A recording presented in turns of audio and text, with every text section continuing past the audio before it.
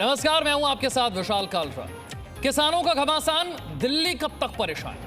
नए कृषि कानूनों के विरोध में दिल्ली बॉर्डर पर किसानों का आंदोलन जारी है, लेकिन अब किसानों के आंदोलन से दिल्ली वालों की परेशानी और बढ़ सकती है। सरकार से वार्ता बेनतीजा होने के बाद किसानों ने आंदोलन को और तेज करने का ऐलान कर दिया है और इसी वजह से दिल्ली वाले परेशान हैं। किसान दिल्ली के सिंघू बॉर्डर, टिकरी बॉर्डर और चिल्ला बॉर्डर पर प्रदर्शन कर रहे हैं और तीनों बॉर्डर को सील कर दिया गया है। ऐसे में आशंका जाहिर की जा रही है कि आज दिल्ली वालों की मुश्किलें और बढ़ गई हैं। दिल्ली को ट्रैफिक जैम झेलना पड़ सकता है। फिलहाल राहत वाली बात यह है कि सरकार और किसानों के बीच अब कल यानी कि 3 दिसंबर को अगले दौर की बातचीत होगी, जिससे समाधान की उम्मीद बन रही है।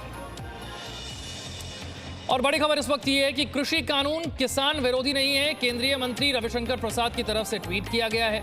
कृषि कानून में नए विकल्पों को भी जोड़ा जाएगा। उन विकल्पों को जोड़ेंगे जो किसानों के पास हैं। एमएसपी का सुरक्षा जाल बरकरार रहेगा। कृषि कानून किसानों को और बल देता है। केंद्रीय मंत्री रविशंकर प्रसाद का यह ट्वीट किसान आंदोलन के बीच बहुत अहम है। ये देखिए, नरेंद्र मोदी सरकार द्वारा लागू किया गया नया कृषि कानून किसान विरोधी बिल्कुल नहीं है, बल्कि यह किसानों को और बल देता है। इस बिल के अंतर्गत एमएसपी का सुरक्षा जाल तो बना ही रहेगा और कृषि कानून में नए विकल्पों को भी जोड़ा जाएगा। रविंद्र मेरे साथ और जानकारी के साथ जुड़ गए। रविंद्र, रविशंकर प्रसाद के इस ट्वीट के मायने क्या हैं? देखिए विशाल, रविशंकर प्रसाद ने जो कहा है कि एमएसपी जारी रहेगा और नए विकल्प जो किसानों के पास है उसको भी जोड़ा जाएगा। जाहिर तौर पर कल जिस तरह से बातचीत हुई है किसान संगठनों और मंत्रियों के बीच में, उसमें भी किसानों ने अपनी बात रखी कि एमएसपी को एक गारंटी के रूप में सरकार लिखित में दे। तो जाहिर तौर पर जो बातचीत हुई है और किसान नेताओं से कल जो हमारी विज्ञान भवन के बाहर बातचीत हुई थी, उन्होंने भी साफ तौर पर कहा था कि 3 तारीख के जो वार्तालाप होनी है उसमें भी कहीं ना कहीं इस समस्या का हल निकल जाने की पूरी संभावना, जैसा कि कृषि मंत्री नरेंद्र सिंह तोमर ने उनको आश्वासन दिया था। और आपने विशाल देखा कि प्रधानमंत्री लगातार कह रहे हैं कि एमएसपी खत्म नहीं होगा, मंडी खत्म नहीं होने वाली है, किसानों के हित में ये तीनों बिल है। तो कहीं ना कहीं किसान अगर आंदोलन कर रहे हैं तो उनकी जो जायज मांगे हैं वो सरकार अडॉप्ट करने की कोशिश करेगी, चाहे विंटर सेशन हो या फिर बजट सेशन हो। उसमें कहीं ना कहीं जो बात आ रही है एमएसपी को लेकर, अगर कोई भ्रांतियां है उसको दूर की जाएगी और एमएसपी को लेकर किसानों की अपनी जो बात है उसको भी जोड़ने की कोशिश करेगी सरकार। यही रविशंकर प्रसाद की अब सवाल यही है कि देखिए, मौखिक आश्वासन से किसान मानने को तैयार नहीं है। क्या लिखित में सरकार ये दे सकती है न्यूनतम समर्थन मूल्य की गारंटी होगी?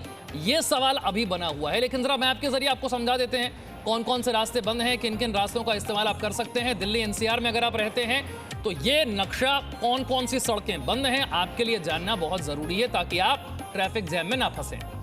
सोनीपत से किसान दिल्ली की तरफ कूच कर रहे हैं, यानी कि सोनीपत को दिल्ली से जोड़ने वाला रास्ता बंद है। इसी तरीके से झज्जर से भी किसान दिल्ली की तरफ कूच करते हैं। यहाँ पर भी हम देख रहे हैं कि रास्ते को बंद करना पड़ा है। मुजफ्फरनगर से दिल्ली की तरफ बढ़ते हुए किसान, यहाँ पर भी बंद करना पड़ा है रास्ते को।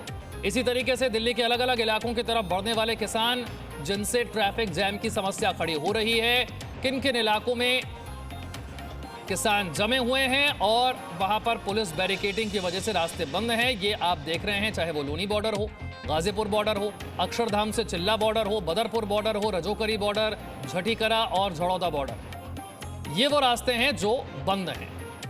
इन रास्तों से आपको बचने की जरूरत है। यहाँ पर किसान मौजूद हैं बड़ी संख्या में जो दिल्ली की तरफ कूच करना चाहते हैं। दूसरी तरफ पुलिस है जो बैरिकेडिंग के साथ वहां पर मौजूद है। ऐसे में इन रास्तों से आप बचकर रहें, ये रास्ते बंद हैं। Presenting B News app available on Google Play and App Store. Download it now.